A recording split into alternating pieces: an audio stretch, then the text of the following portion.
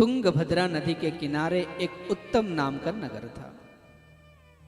उस नगर में आत्मदेव नाम के एक ब्राह्मण रहते थे।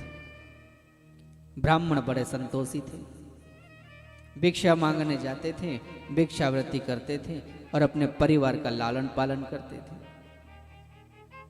ईश्वर की कृपा से किसी भी चीज की कमी नहीं थी, सब कुछ था, लेकिन कोई संतान नहीं थी। संतान देना संतान नहीं देना ये परमात्मा के हाथ में है।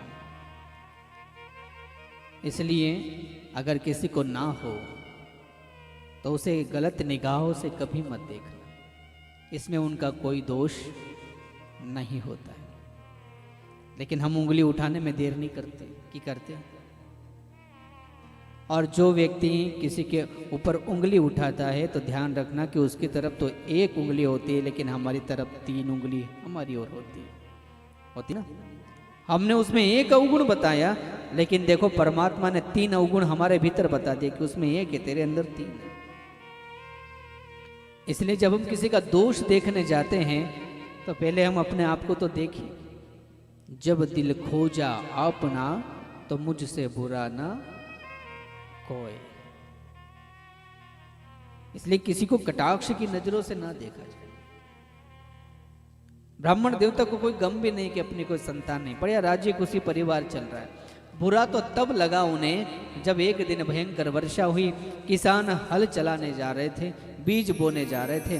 ब्राह्मण देवता भिक्षा मांगने निकले तो किसानों ने कहा, अरे निर्वंशी का मुख देख लिया, अब बोवनी अच्छी नहीं होगी, चलो पलट चलो। ये बात ब्राह्मण देवता को चुभ गई कि ऐसे तो मुझे ब्राह्मण देवता कहते हैं, आओ महाराज आओ महाराज, और आज मेरा मुख भी देखना नहीं चाहते। घर पर आए, उदास थे। अब लड़के बच्चे तो हैं नहीं, तो क्या करें? तो शास्त्र खोला कि शास्त्रों में कोई उपाय तो होगा। तो शास्त्र कहता है साहब कि अगर आपके घर में कोई लड़का कोई लड़की नहीं हो रहे हैं तो आप अपने घर के आंगन में एक गाय बांध लो। क्या बांध लो? गाय तो जानते हो ना, सब 4 पाँव की होती है ना, पूंछ भी होती है, 2 सींग रहते हैं, बड़ी भोली, दूध देती है आपको, देती है ना? अरे हाँ या ना? पता है, गाय तो जानते हो ना, बढ़िया है। फिर तो गाय बांध लो। लेकिन आज मॉडर्न जमाना है ना, गाय को बांधने में शर्म आती है और कुत्ते को बांधने में गर्व महसूस होता है।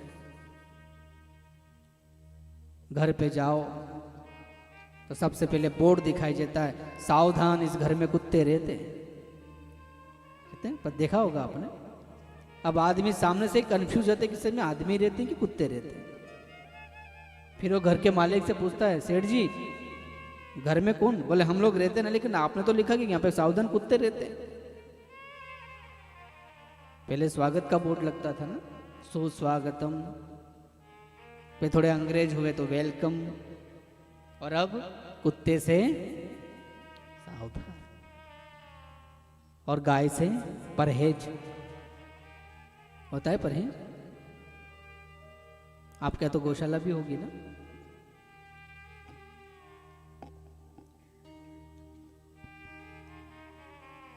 अब क्या बताएं आपको गाय के बारे में।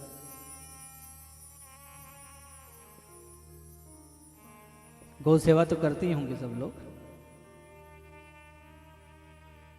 लेकिन हम आके सुनाएंगे इस बारे में। और शास्त्र ने कहा है साहब कि अगर आपके घर में लड़का बच्चा नहीं हो रहा है तो गाय बांध लो। अगर गाय जन गई तो आपके भाग्य से वो दोष मिट गया। तो आत्मदेव जी ने एक गाय को बांध लिया, लेकिन किस्मत देखो कि वो गाय भी बांझ रह गई, उसको भी कुछ नहीं होता है। फिर मैं आत्मदेव जी को बड़ा बुरा लगा, अब क्या करूं, अब क्या उपाय? तो शास्त्र फिर कहता है कि अगर गाय भी बांझ रह जाए तो फिर क्या करना चाहिए? बोले घर के आंगन में एक तुलसी का पौधा लगा लो। अगर तुलसा जी हरी भरी है घर के आंगन में तो भी भाग्य से ये दोष गया। और जहां तक मेरा ख्याल है सबके घर में तुलसी का क्यारा होगा ही होगा, कि नहीं है? है ना? ये हमारे प्रतीक चिन्ह है सनातन के। गाय, तुलसी का क्यारा, स्वस्तिक इसे बनाए जाते हैं। आत्मदेव जी ने देखा कि गाय तो जनी नहीं, तुलसी का पौधा ही लगा लेता हूं। तुलसी का पौधा लगाया लेकिन वो भी सूख गया। उन्होंने कहा बाप रे बाप, कितने कर्म खराब हैं मेरे, इससे तो अच्छा है कि मैं मर जाऊं। तो मरने गए, कुएं में कूदने ही जा रहे थे कि एक संत ने हाथ पकड़ लिया, कहा बाबा ये क्या कर रहे हो? आत्मदेव जी ने कहा मरने आया हूं। संत ने कहा देखो, ये जीवन परमात्मा का दिया हुआ है और आपको इस जीवन को नष्ट करने का कोई अधिकार भी नहीं है, इसलिए आप मरिए मत। क्योंकि मनुष्य जीवन ऐसे नहीं मिल जाता, 84 लाख योनियों में भटकने के बाद मनुष्य जीवन प्राप्त होता है। इसलिए इस जीवन को नष्ट नहीं करना चाहिए। आत्मदेव जी ने कहा देखो महाराज, ये ज्ञानवान की बात मत बताओ, है ना। संतों के पास जाओ तो बस ज्ञान लेके बैठ जाते। संत ने कहा फिर क्या चाहिए? बोले दे सकते हो तो कोई लड़का बच्चा होने का आशीर्वाद दो। संत ने कहा बेटा, इस दुनिया में कोई भी अपने बच्चों से खुश नहीं है। कोई है? कोई ये कह सकता है कि हाँ मैं अपने बच्चों से खुश हूं? बाप बेटे से दुखी और बेटा बाप से दुखी, दोनों एक दूसरे से दुखी। फिर संत ने समझाया बेटा तू किस्मत वाला है कि तेरे लड़के बच्चे नहीं, कोई खटपट नहीं घर में। पहली टेंशन लड़का ना हो तो टेंशन, लड़का हो जाए तो शादी ना हो तो टेंशन, शादी हो जाए तो पोरिया पूरी ना हो, पोरिया पूरी बोलते हैं ना, है ना, ये ना हो तो टेंशन, टेंशन ही टेंशन। और पोरिया पूरी हो गए तो उनकी शादी ना हो तो टेंशन। तो भजन कब करेंगे भैया? तो इससे अच्छा है कि घर में कोई खटपट नहीं, दोनों जने आराम से रहो, भजन करो। आत्मदेव जी ने कहा महाराज साफ साफ बोलो, लड़का बच्चा होने का वरदान दे रहे हो कि नहीं? तो आपके सामने कुएं में कूद के मरूंगा। संत ने कहा बेटा मैं इतने प्यार से समझा रहा हूं, ये लड़के बच्चे काम नहीं आते। तूने राजा दशरथ का नाम सुना? आत्मदेव जी ने कहा हाँ सुना है। कितनी संतान थी? बोले महाराज 4 लड़के थे उनके। बोले मरे जब कितने पास थे? जब दशरथ जी मरे थे तब कितने लड़के साथ में थे उनके? एक भी नहीं था। बोले फिर? बोले फिर क्या? मैंने आपसे कहा ना ज्ञान मत दो। संत ने जब नहीं माने आत्मदेव, तो संत ने एक फल निकाल के दे दिया कि जा इसको अपनी पत्नी को खिला देना, तेरे यहाँ भी लड़का जरूर होगा। आत्मदेव जी खुशी खुशी घर आए। अपनी पत्नी धुंधली से जाकर का देवी सुनती हो, एक संत का प्रसाद लेकर आया हूं, इसको खा लेना, हमारे यहाँ भी लड़का बच्चा होगा। धुंधली ने कहा ठीक है महाराज, सुबह प्रातः स्नान करके खाऊंगी। सुबह हुई, आत्मदेव जी तो भिक्षा मांगने चले गए। अब वो जो उनकी पत्नी है धुंधली, वो हाथ में फल लेकर बैठी और सोच रही है कि मैं फल खा लूंगी तो मेरा गर्भ ठहर जाएगा, गर्भ ठहर जाएगा तो मेरा पेट बाहर आ जाएगा, मेरा पेट बाहर आ जाएगा तो फिर मैं कोई नमकीन चीज खा ही नहीं पाऊंगी। लड़का कहीं उल्टा सीधा हो गया, कहीं पेट में लात वात मार दी तो पेट दर्द करेगा।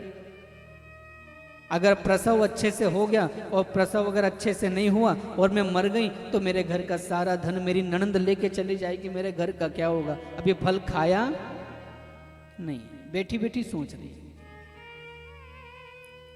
अब सबकी कोई ना कोई फ्रेंड तो होती है। अब धुंधली की भी एक फ्रेंड थी, वो आई, बोले क्या बात है, आज किसी के घर में लड़ाई झगड़ा नहीं करवाना क्या? क्योंकि धुंधली की आदत थी, आत्मदेव जी भिक्षा मांगने जाते और ये 2-4 घर में लड़ाई करवाने निकल जाते। जब तक 2-4 घर में लड़ाई ना करवा दे इसका पेट नहीं भरता था। बोले आज बड़ी चुप बैठी, बोले अच्छी खासी लाइफ चल रही थी, पता नहीं कहां से फल उठा के ले आए। तो उसकी दोस्त ने कहा रे तू भी कहीं साधु के चक्कर में पड़ गई, फल खाने से कभी लड़का बच्चा हुआ क्या? कुछ नहीं होता। बोले क्या करो? बोले गाय को खिला दे। दुम्ने ने कहा ठीक है, लेकिन गाय को खिला दूं, लेकिन पति पूछेगा तू?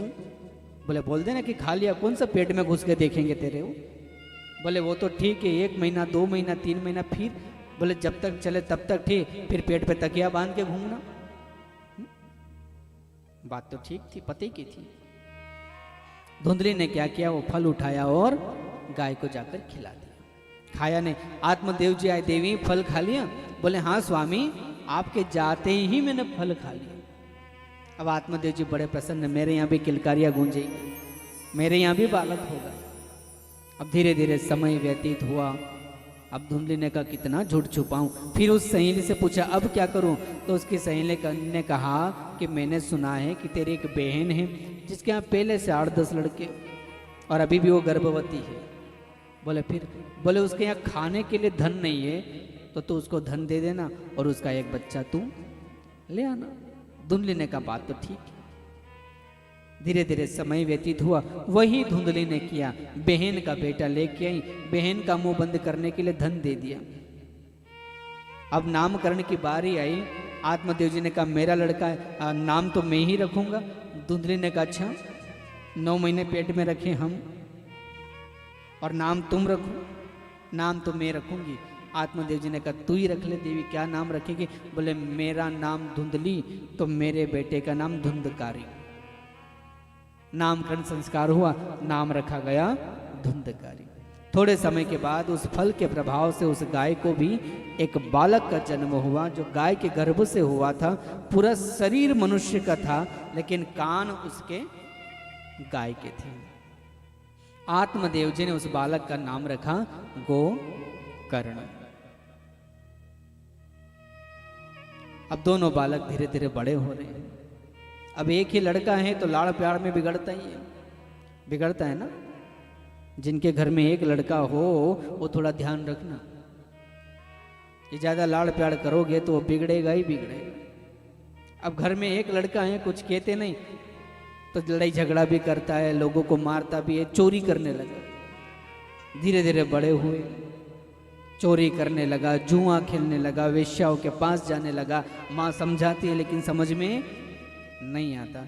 बचपन में अगर कान नहीं पकड़ोगे तो बुढ़ापे में फिर वो कान पकड़ने नहीं देता। अब जो गोकर्ण जी हैं वो बड़े शांति से भगवान का भजन करते हैं, पाठ करते हैं, साधु जनों की सेवा करते हैं। और धुंधकारी जो है वो जाकर लड़ाई झगड़े करता है, जुआ खेलता है, शराब पीता है, मांस मदिरा का सेवन करता है। ये बात जब आत्मदेव जी को पता चली तो आज अपनी गौशाला में आकर बैठ कर रोने लगे कि संत ने ठीक कहा था कि मेरे घर में अब शराब पीकर आने लगा, मंदिर जैसा मेरा पवित्र घर इसने अपवित्र कर दिया। बैठे बैठे रो रहे हैं कि इससे तो मैं बिना औलाद का ही अच्छा था। उसी समय गोकर्ण जी आए, उन्होंने कहा पिताजी आप रोइए मत, रोने से क्या होगा, जो समय बीत गया सो बीत गया, अब उस पर पश्चाताप करने का कोई अर्थ नहीं निकलता। अभी भी समय है, जंगल में जाइए, तपस्या करिए, नारायण को प्रसन्न करिए। आत्मदेव ने रात के अंधेरे में घर का त्याग कर दिया। गोकर्ण जी भी उस घर का त्याग करके तीर्थाटन के लिए निकल गए। अब घर में रह गए केवल 2 लोग, कौन? धुंधकारी और धुंधली। आज धुंधकारी शराब पीकर घर के अंदर आया है और आकर कहने लगा माँ से कि मेरे पिताजी ने कहाँ धन छुपाया है बताने तो बहुत मारूंगा। अब धुंधली बेचारी घबरा गई, पता नहीं कैसा मारेगा, कितना मारेगा। तो रात के अंधेरे में चुपचाप घर से निकली और एक कुएं में कूदकर अपनी जान को दे दिया। अब धुंधकारी अकेला घर में रह गया, कोई कहने वाला नहीं, कोई सुनने वाला नहीं। तो 5-5 वेश्याओं को लाकर घर में रख लिया। अब चोरियां करने लगा। आज राजा के यहाँ पर चोरी करी, खूब धन चुरा कर आया।